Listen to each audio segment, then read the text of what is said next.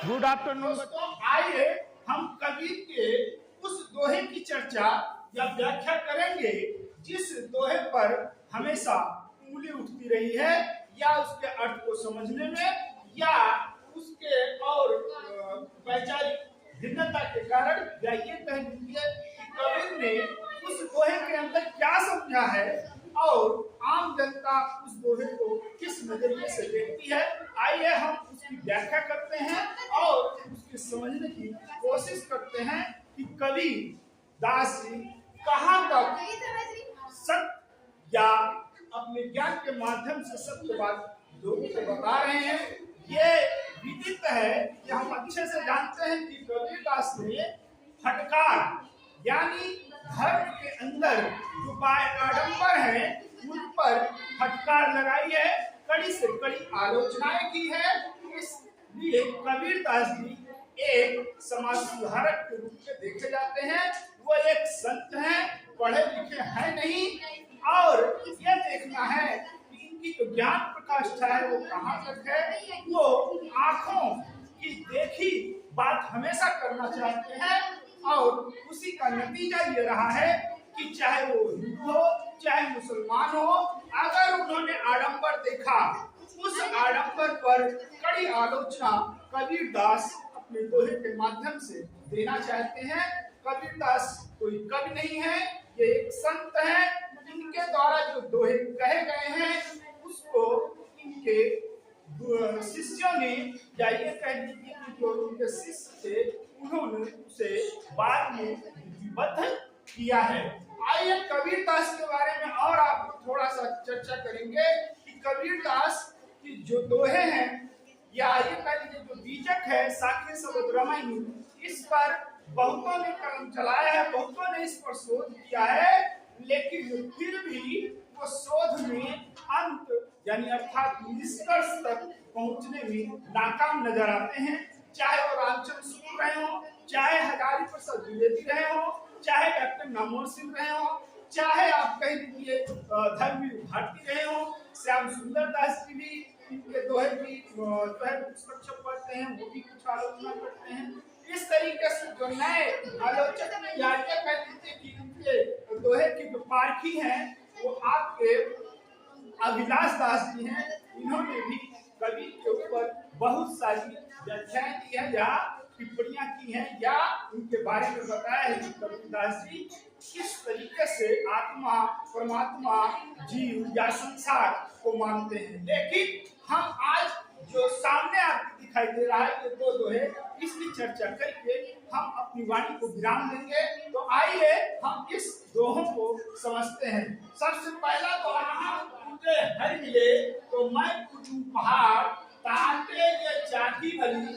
तीस खाए संसार। यहाँ देखिए कबीर दास जी ने सीधा सीधा हिंदू धर्म अर्थात ये कह लीजिए कि जो सनातन धर्म के लोग पत्थरों की पूजा करते हैं, पत्थरों की मूर्तियों को गढ़कर उसकी आराधना करते हैं, उसको भगवान मानते हैं, उस पर जबरदस्त कबीर दास ने प्रहार किया है कि पाहन माने पत्थर, अगर पत्थर पूजने से ईश्वर प्राप्त हो जाता है तो मैं पूजूं पहाड़। कबीर दास सीधा बयान कर रहे हैं, व्यक्त कर रहे हैं, कटाक्ष कर रहे हैं कि अगर आप छोटी सी मूर्ति पूजने से आपको हरि मिल जा रहा है तो क्यों ना मैं बदले में एक बड़ा सा पत्थर का पहाड़ पूजूं, मुझे भी हरि मिल जाएंगे। फिर आगे उसका एग्जाम्पल देते हैं, ताके ये चाकी भली तीस खाए संसार।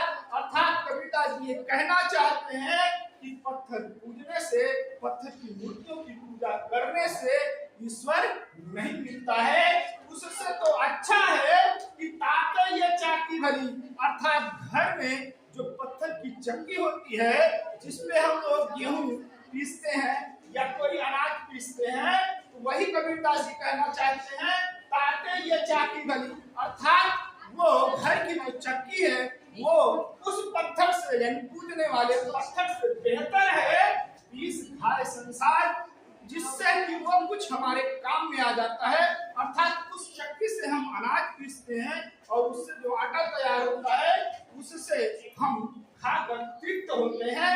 अर्थात कहने का कि जो घर की चक्की है जो पत्थर की चक्की है उसका उपयोग हम लाते हैं और उसकी कोई पूजा नहीं करता, बल्कि ऐसे पत्थर की पूजा करते हैं, ऐसे मूर्ति की पूजा करते हैं जिससे कोई लाभ मिलने वाला नहीं है। कबीरदास ने यहाँ सीधा सीधा उस पत्थर मूर्ति की तरफ इशारा करते हुए कटाक्ष या व्यक्त किया है। लेकिन आइए देखें कि इसका वास्तविक भाव क्या होता है, यानी सनातन धर्म इस भाव को क्या मानते हैं। रियल में ये कबीरदास या तो समझ नहीं पाए या फिर बात के या तो उन्होंने आंखों देखी सच्चाई को उभारा है। तो ये सनातन धर्म जो है ये पत्थर की पूजा की करते हैं, उसकी बात अगर हम करें तो जाहिर सी बात है कि हम मूर्त से अमूर्त की तरफ बढ़ते हैं। अर्थात यहाँ जो पाहन पूजे हर लिखा हुआ है, अर्थात जो मूर्तियों की पूजा की जाती है वो हमारा मूल रूप होता है। उसमें हमें ध्यान और आस्था रखने से हमें परमात्मा का अनुभव होता है। यहाँ इस चीज को कबीरदास ने नेग्लेक्ट कर दिया है, अर्थात उन्होंने इस बात को समझा ही नहीं कि हिंदू धर्म जितना है वो सभी एक मूर्ति की पूजा करते हैं और उस मूर्ति पर आस्था इस तरह से रखते हैं कि वो उसी मूर्ति के द्वारा वो अमूर्त में जाते हैं, यानी परमात्मा का ध्यान उनके मन में आता है। यही इस दोहे का मतलब है जिसको कबीर ने व्यक्त के रूप में या कटाक्ष के रूप में हिंदू धर्म पर प्रहार किया है। तो आइए दूसरे दोहे की तरफ देखें जो मुस्लिम समाज पर प्रहार करता है। कंकड़ पत्थर जोड़ के मस्जिद लियो बनाए, ताज चढ़ी मुल्ला बांधे क्या बहरा हुआ खुदाए। यहाँ कबीरदास जी सीधा सीधा मुस्लिम धर्मावलंबियों पर प्रहार करते हैं कि कंकड़ और पत्थर जोड़ करके मस्जिद बना देते हैं। अर्थात मुस्लिम समाज जो है ईंट पत्थर सीमेंट आज से एक मस्जिद का निर्माण करते हैं और जब मस्जिद तैयार हो जाती है ताज चढ़ी मुल्ला बांधते, अर्थात जो मुअज्जिन होता है जो अजान देने वाला होता है वो एक ऊंची जगह पर चढ़ करके वो आवाज लगाता है और वो आवाज लगाता है। उस आवाज को कबीर ने क्या समझा, क्या बहरा हुआ खुदाए। अर्थात कबीरदास ये कहना चाह रहे हैं कि क्या अल्लाह या खुदा बहरा हो गया है जो मुअज्जिन इस तरीके से मस्जिद के ऊंचे टीले पर खड़े होकर के बांग दे रहा है। अर्थात कबीर ने यहाँ पर भी समझने में भूल की या वो अपने आंखों देखा वर्णन कर रहे हैं। तो आइए मुस्लिम समाज के अकॉर्डिंग इसके अर्थ को समझते हैं कि वास्तव में इसका मूल भाव क्या है। कंकड़ पत्थर जोड़ के मस्जिद जो बनाए, ये पहली लाइन तो बिल्कुल सही है कि पत्थर और ईंटों के माध्यम से मुस्लिम समाज मस्जिद का निर्माण कर लेता है। लेकिन अगली लाइन में कबीर ने समझने में भूल की, ताज चढ़ी मुल्ला बांध दे। अर्थात जो मुअज्जिन होता है वो ऊंचे स्थान पर चढ़ करके जब वो अजान लगाता है तो अजान का यह मतलब नहीं है कि वो अपने खुदा को पुकार रहा है, बल्कि जो अजान दी जाती है उस अजान का सीधा मकसद समाज से है, मुस्लिम समाज से है, मुस्लिम व्यक्तियों से है। और उस अजान में बार बार ये बात आती है कि आओ नमाज की तरफ। अर्थात वो जो मुल्ला है वो मुस्लिम समाज के व्यक्तियों को पुकारता है। अर्थात जहाँ खुदा को ना पुकार करके उन आदमियों को पुकारा जाता है, उनको मस्जिद की तरफ बुलाया जाता है। यहाँ पर कबीर की नासमझी यही समझ में आती है।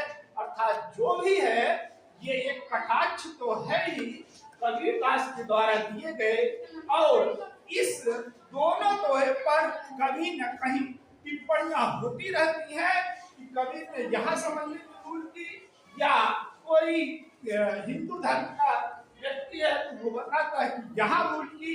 कहीं न कहीं कुछ तो भूल है जिसकी वजह से इन दोहों पर बराबर चर्चा होती रहती है। तो आइए हमारे चैनल को सब्सक्राइब, लाइक और शेयर कीजिए।